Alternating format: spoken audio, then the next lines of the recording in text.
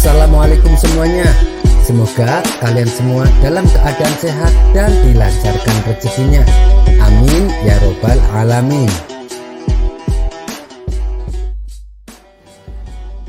Dikisahkan Abu Jahil yang terkenal pelit bertamu ke rumah Abu Nawas. Ia lalu mengungkapkan maksud kedatangannya. Ia ingin meminjam uang sebesar 100 dinar. Tentu saja Abu Nawas kaget mendengarnya. "Dari mana aku punya uang sebanyak itu?" ucap Abu Nawas. "Ayolah, aku yakin kamu pasti ada. Pinjamilah barang sebulan," pinta Abu Jahil merengek. Awalnya Abu Nawas enggan mengabulkan permintaan Abu Jahil. Tapi karena didesak terus-menerus, Abu Nawas tak kuasa menolak. "Tapi janji ya, hanya sebulan," kata Abu Nawas mewanti-wanti. "Iya, saya janji Abu Nawas, bulan depan kebun saya panen, pasti akan saya kembalikan," balas Abu Jahil. Singkat cerita, setelah sebulan lamanya, Abu Jahil tak kunjung mengembalikan uang.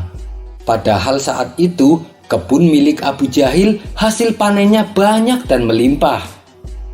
Payah Abu Jahil, dia tidak menepati janjinya, batin Abu Nawas.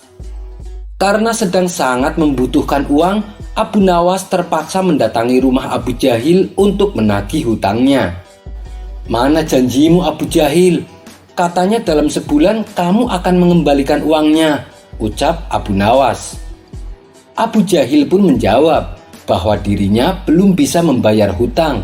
Dia beralasan uang hasil panen kebunnya sudah habis untuk mengobati saudaranya yang sedang sakit. "Jangan khawatir Abu Nawas, bulan depan pasti akan saya bayar," ujar Abu Jahil. Abu Nawas tentu sangat kecewa. Ia pun akhirnya pulang tanpa membawa uang. Beberapa hari kemudian, Abu Nawas mendengar kabar bahwa Abu Jahil sering mengajak kawan-kawannya untuk berpesta pora di rumahnya. Mendengar hal itu, Abu Nawas pun menjadi emosi. "Kurang ajar, katanya uangnya sudah habis, tapi malah sering bikin pesta," gerutu Abu Nawas. Untuk menagihnya kembali itu tidak mungkin. Abu Jahil pasti tidak akan membayar hutangnya dengan beribu macam alasan. Akhirnya terbesit di benak Abu Nawas suatu ide untuk mengerjai Abu Jahil.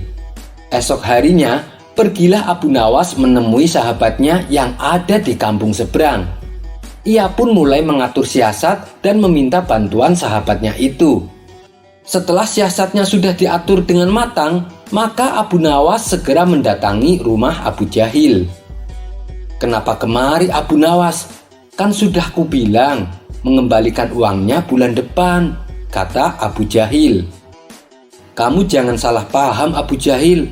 Aku kesini bukan mau menagih hutang, tapi aku ingin mengajakmu menemui orang pintar," balas Abu Nawas. "Menemui orang pintar? Untuk apa?" tanya Abu Jahil penasaran. "Begini Abu Jahil, di kampung seberang katanya ada dukun pesugihan yang bisa membuat kita jadi kaya. Aku ingin mencobanya ke sana," jawab Abu Nawas. "Benarkah?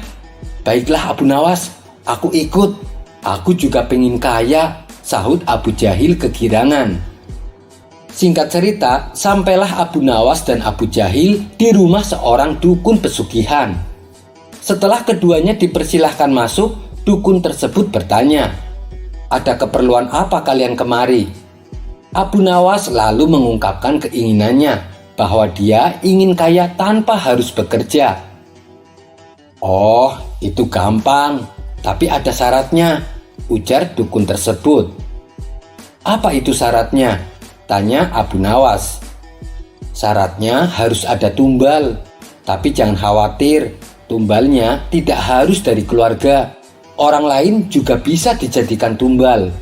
Tapi orang lain tersebut adalah orang yang ada kaitannya dengan hartamu," jawab sang dukun. "Maksudnya bagaimana? Saya belum paham," tanya Abu Nawas kembali. "Ya misalnya orang yang punya hutang sama kamu, maka orang tersebut bisa dijadikan tumbal, meskipun dia bukan anggota keluargamu. jawab sang dukun. Kalau orangnya tidak mau, bagaimana? Tanya Abu Nawas. Kamu tidak perlu minta izin. Orang tersebut nanti akan jadi tumbal tanpa ia sadari, dan ia akan mati mengenaskan, kata sang dukun menjelaskan. Oh, begitu. Baiklah, saya setuju, balas Abu Nawas sambil melirik ke arah Abu Jahil. Abu Jahil yang merasakan gelagat dirinya akan dijadikan tumbal seketika langsung gemetaran. Kemudian Abu Nawas diajari mantra oleh sang dukun sebagai ritual saat tengah malam. Sepulangnya dari rumah sang dukun, di tengah perjalanan Abu Nawas berkata, Abu Jahil, hutangmu yang 100 dinar tidak usah kamu kembalikan, saya ikhlas. Mendengar itu Abu Jahil langsung ketakutan. Jangan Abu Nawas, aku akan mengembalikan uangnya sekarang juga. Nanti setelah kita sampai di rumah, aku akan langsung mengembalikannya, sahut Abu Jahil ketakutan. Bukannya kemarin kamu bilang uangmu sudah habis, goda Abu Nawas. Uangku masih banyak Abu Nawas, aku kemarin bohong sama kamu, ucap Abu Jahil. Akhirnya hari itu juga Abu Jahil langsung mengembalikan uang yang ia pinjam. Usut punya usut, ternyata dukun yang didatangi Abu Nawas dan Abu Jahil adalah sahabatnya Abu Nawas. Abu Nawas dan sahabatnya sengaja mengatur siasat tersebut supaya Abu Jahil segera melunasi hutangnya. Kisah selanjutnya. Mendengar nama Raja Harun al-Rasyid, tentunya tak lepas dengan cerita Abu Nawas. Sebab raja yang alim ini seringkali berusaha memperdayai Abu Nawas. Namun usahanya selalu gagal akibat kecerdikan daripada Abu Nawas. Kisah-kisah inilah yang seringkali mengundang gelak tawa. Tapi siapa yang sangka, ternyata Raja Harun al-Rasyid mempunyai seorang putra. Putranya adalah seorang pemuda yang alim. Dia memilih meninggalkan istana dan hidup menjadi rakyat jelata. Oleh sebab itulah namanya tak pernah disebut di setiap kisah-kisahnya Abu Nawas.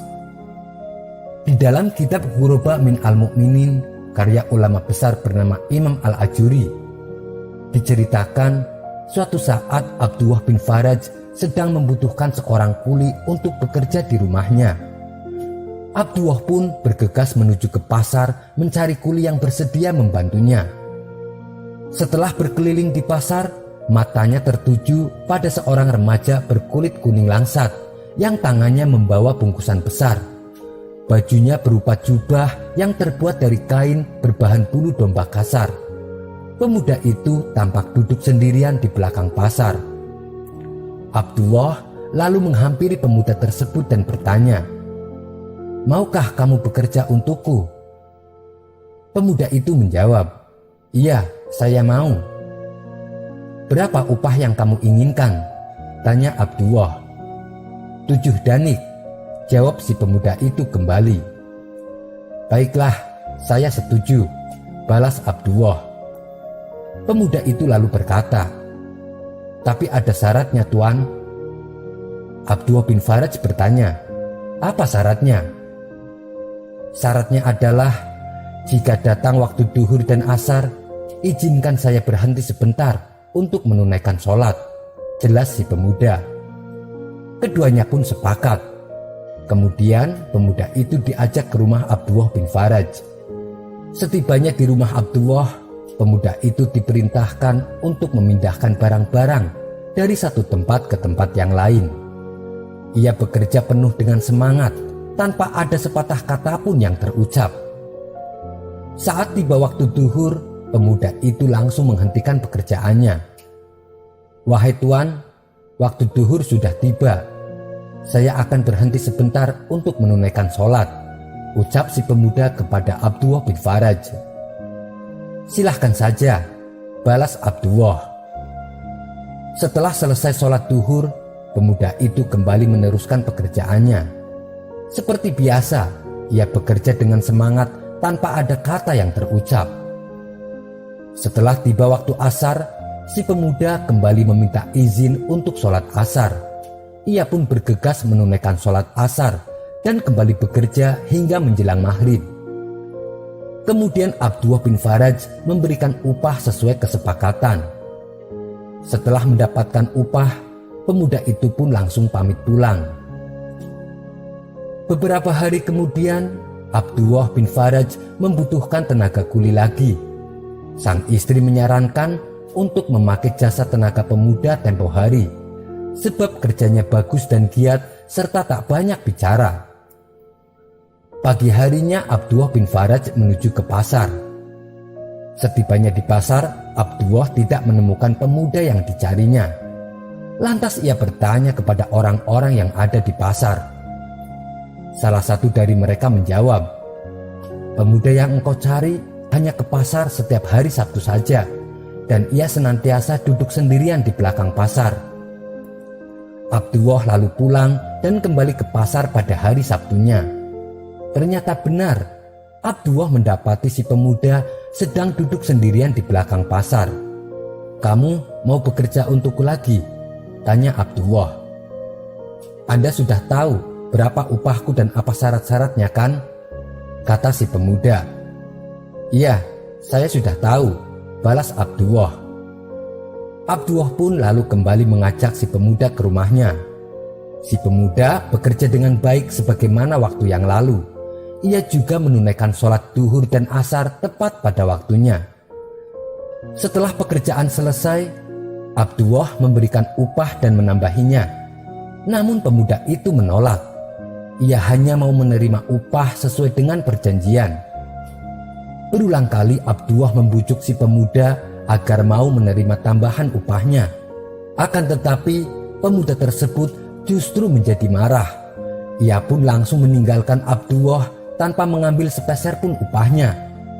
Abdullah merasa bersalah. Ia pun segera mengejar si pemuda dan meminta maaf, lalu memberikan upahnya sesuai dengan kesepakatan tanpa ada tambahan. Beberapa minggu kemudian, Abdullah kembali pergi ke pasar pada hari Sabtu. Ia mencari pemuda tersebut untuk menawari pekerjaan di rumahnya. Namun pemuda yang dicarinya tidak ia jumpai. "Bukankah ini hari Sabtu? Kenapa pemuda itu tidak ada di pasar?" ucap Abdullah dalam hati. Ia pun lalu bertanya kepada orang-orang di pasar, tapi sebagian dari mereka tidak ada yang tahu. Lalu ada seseorang yang memberitahu kepada Abdullah bin Faraj kalau pemuda yang ia cari sedang sakit. Abdullah bin Faraj lantas bertanya kepada orang tersebut, "Apakah Anda tahu kenapa pemuda itu bekerja hanya pada hari Sabtu?" Orang tersebut menjawab, "Setiap hari ia gunakan waktunya untuk mempelajari ilmu agama, kecuali hari Sabtu. Hari Sabtu pemuda itu menggunakan waktunya untuk bekerja, dan ia hanya mau menerima upah 7 danik untuk biaya hidupnya selama 7 hari." Mendengar penjelasan orang tersebut, Abdullah bin Faraj semakin penasaran dengan sosok si pemuda. "Beritahu aku, di mana rumahnya?" pinta Abdullah. Orang tersebut lalu menunjukkan lokasi rumahnya. Abdullah bin Faraj pun bergegas menuju rumah si pemuda. Ternyata si pemuda tinggal di gubuk kecil dengan seorang wanita tua. Abdullah lalu masuk ke rumah itu untuk menengok si pemuda. Tampaklah si pemuda sedang terbaring lemah dengan batu bata sebagai bantalnya.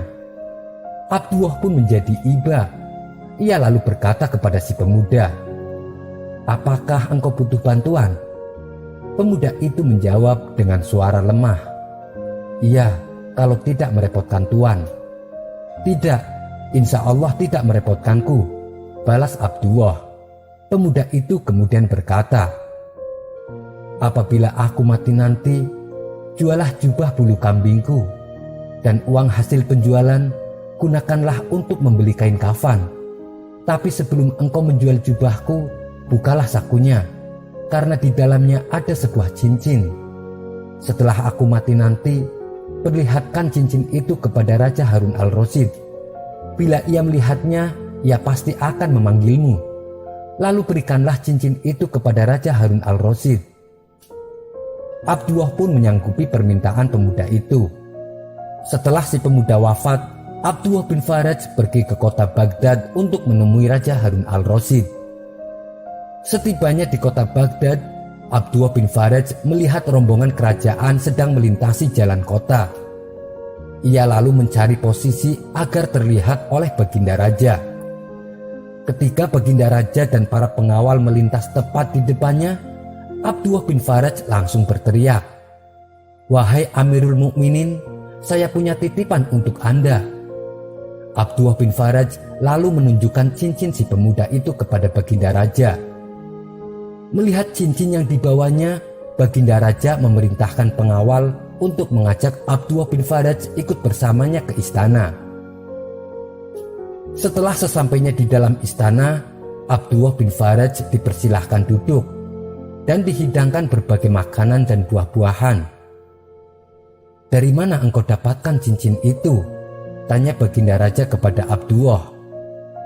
Kemudian Abdullah bin Faraj menceritakan awal mula pertemuan antara dirinya dengan seorang pemuda dan amanat si pemuda kepada dirinya sebelum meninggal. Mendengar itu, Baginda Raja langsung menangis sesenggukan. Baginda terlihat sangat terpukul dengan kabar yang didengarnya. Setelah tangisnya mereda, Abdullah bin Faraj memberanikan diri bertanya kepada Baginda Raja, "Wahai Amirul Mukminin, siapakah gerangan sebenarnya pemuda itu?" Baginda Raja menjawab, "Pemuda yang engkau ceritakan itu adalah anakku." "Bagaimana itu bisa terjadi?" tanya Abdullah heran. Baginda Raja lantas bercerita, "Ia lahir sebelum aku menjadi raja, dan ia tumbuh menjadi anak yang soleh. Ia menghafal Al-Quran dan mempelajari ilmu agama. Namun ketika aku diangkat menjadi khalifah, ia justru menjauhiku. Ia tak mau sedikit pun menikmati harta yang aku miliki. Cincin yang engkau bawa adalah cincin yang mahal. Dulu aku memberikan cincin ini kepadanya lewat ibunya, berharap suatu saat dapat ia manfaatkan. Ia adalah anak yang sangat berbakti kepada ibunya. Tapi semenjak ibunya wafat, aku tak pernah lagi mendengar kabarnya, kecuali kabar yang engkau sampaikan padaku kali ini." Tangis Baginda pun kembali pecah. Air matanya terus menetes membasahi pipinya. "Baiklah, malam ini juga antarkan aku ke makam anakku," pinta Baginda penuh kesedihan. Abdullah bin Faraj kemudian mengantarkan Baginda Raja ke makam anaknya. Manakala sampai di tempat makam anaknya, Baginda Raja langsung bersimpuh di depan makamnya dan menangis terisak sampai pagi. Ketika fajar tiba, Baginda Raja dan Abdullah bin Faraj pergi meninggalkan pemakaman. Di tengah perjalanan, Baginda Raja meminta kepada Abdullah bin Faraj, "Berjanjilah kepadaku untuk senantiasa menemaniku berziarah ke makam anakku." Abdullah bin Faraj menyanggupi permintaan Baginda Raja. Abdullah bin Faraj tak menyangka pemuda itu ternyata anak seorang raja yang sangat terkenal. Baginda Raja juga menawari harta yang banyak untuk Abdullah bin Faraj, namun ia menolaknya.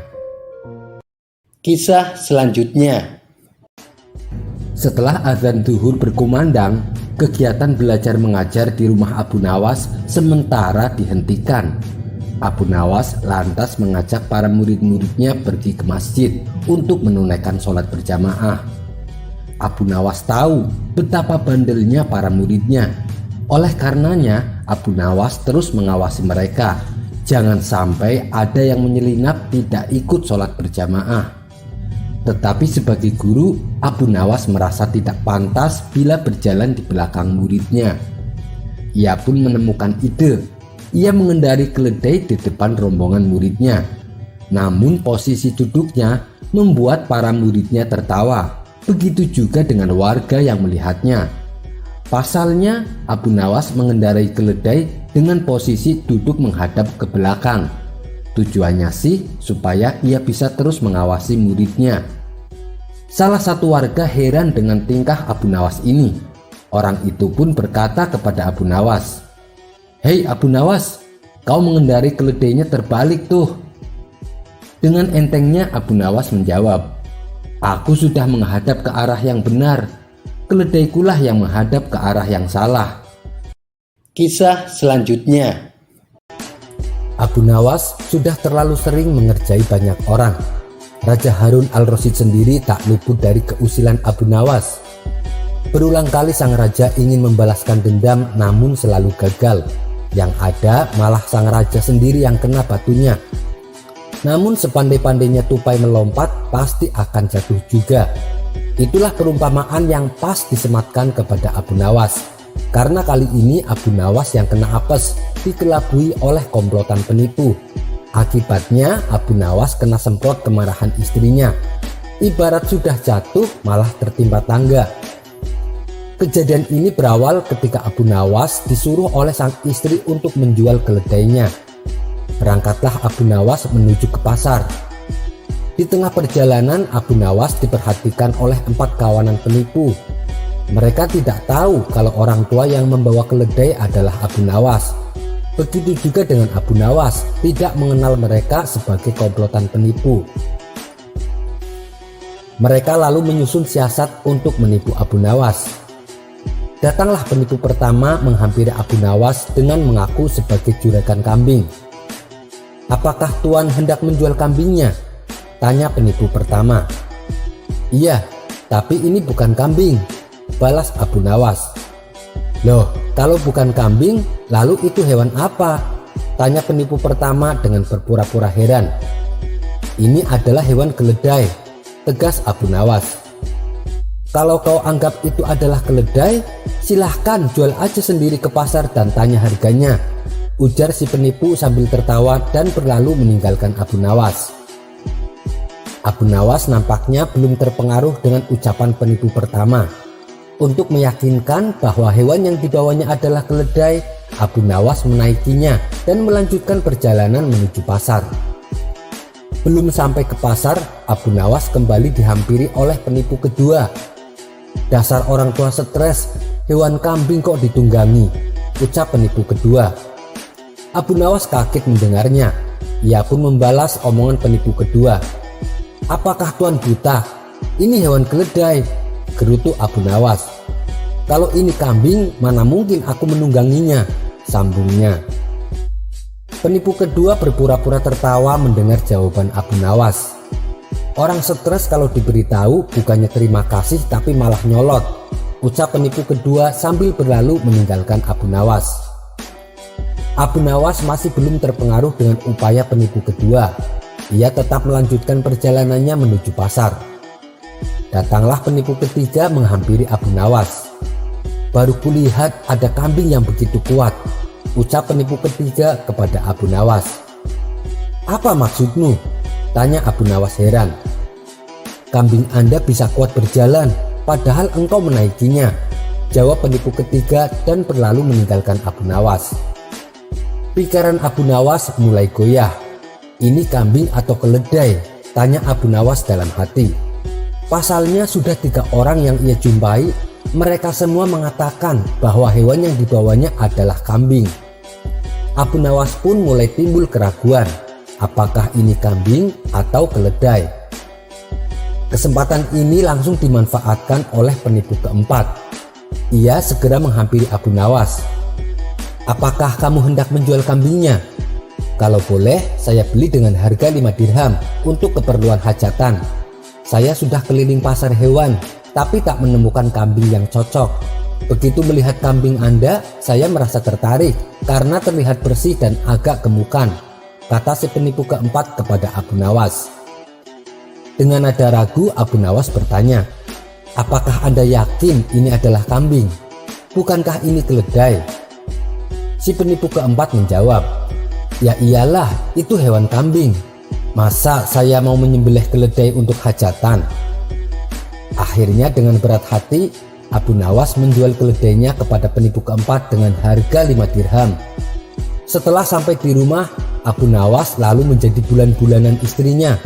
Ia diomeli habis-habisan karena bisa-bisanya dibodohi dan ditipu.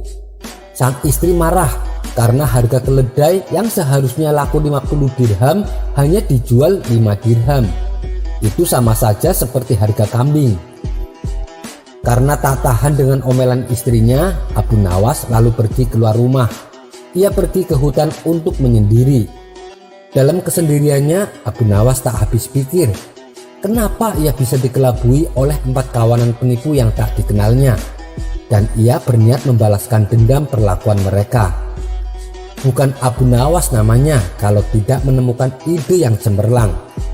Ia segera memotong kayu kecil di hutan lalu dipahatnya hingga menyerupai tongkat. Setelah tongkat tersebut jadi, Abu Nawas mulai melancarkan aksinya. Tapi sebelum aksinya dimulai, Abu Nawas terlebih dahulu mendatangi semua toko dan warung di pinggiran pasar. Selanjutnya Abu Nawas kembali pulang ke rumah. Hari yang ditunggu pun tiba. Dengan membawa tongkat yang dibuatnya, Abu Nawas pergi menuju pasar. Setibanya di pasar, Abu Nawas berkeliling mencari keberadaan 4 kawanan penipu. Ternyata mereka sedang makan di warung. Abu Nawas pun masuk ke dalam warung dan menyapa mereka dengan ramah. "Ada perlu apa Anda datang ke pasar?" tanya salah satu dari mereka kepada Abu Nawas. Dengan berlagak lugu, Abu Nawas bercerita, "Tadi malam saya mendapatkan wangsit untuk mengambil tongkat ajaib ini di hutan," ucap Abu Nawas sambil menunjukkan tongkatnya. "Lalu apa kehebatan tongkatmu itu? Saya perhatikan tidak ada yang istimewa," jawab salah satu dari mereka. "Menurut wangsit yang saya dapatkan, tongkat ini bisa untuk membeli apa saja tanpa harus membayar. Caranya dengan menghentakkan tongkat ini ke tanah. Saya sendiri kurang yakin, makanya saya hendak mencobanya," ujar Abu Nawas. Setelah Abu Nawas dan kawanan penipu selesai makan, Abu Nawas kembali berkata, "Kalian semua berdiri di sampingku. Saya ingin menguji tongkat ajaib ini." Ia pun lalu menghentakkan tongkatnya ke lantai. Tiba-tiba datang pemilik warung menghampiri mereka sambil berkata, "Terima kasih atas kunjungan tuan-tuan semua. Silakan pergi dari warung kami dan semoga hari Anda menyenangkan." Abu Nawas dan kawanan penipu lalu meninggalkan warung makan tanpa membayarnya. "Ternyata tongkat ajaib ini berfungsi," teriak Abu Nawas pura-pura kegirangan. Kawanan penipu itu pun heran dengan kejadian tersebut. Namun salah satu dari mereka masih ragu. "Aku masih tak yakin dengan kehebatan tongkat itu. Bagaimana kalau kita coba untuk masuk ke toko pakaian?" ucapnya. "Ide yang bagus. Ayo kita masuk ke toko pakaian," balas Abu Nawas. Di dalam toko pakaian, masing-masing dari mereka sibuk memilih baju yang bagus dan juga sepatu. "Apakah kalian sudah memilih baju yang kalian sukai?" tanya Abu Nawas. "Sudah," jawab mereka serempak. "Baiklah, kalau begitu kalian semua berdiri di sampingku." Kemudian Abu Nawas kembali menghentakkan tongkatnya ke lantai. Lalu datanglah pemilik toko dan berkata, "Terima kasih atas kunjungan tuan-tuan semua. Silahkan pergi dari toko kami dan semoga hari Anda menyenangkan." Mereka pun pergi meninggalkan toko pakaian tersebut tanpa disuruh membayar. Di perjalanan, Abu Nawas tak henti-hentinya memuji tongkat ajaibnya. Hal ini mengundang rasa penasaran kawanan penipu dan keinginan untuk memiliki tongkat tersebut. "Tuan, bagaimana kalau tongkatnya kami beli?" kata salah satu dari mereka. "Waduh, saya tidak mungkin menjual tongkat ini. Karena dengan tongkat ini saya bisa mendapatkan apa saja tanpa harus membayar," jawab Abu Nawas. "Bagaimana kalau kami beli dengan harga 100 dirham?" rayu mereka. "Sekali lagi maaf, saya tidak ada niatan untuk menjual tongkat ini," pancing Abu Nawas. "Kalau begitu kami beli dengan harga 500 dirham. Apakah tuan setuju?" desak mereka. "Gimana ya? Sebenarnya saya keberatan menjual tongkat ajaib ini.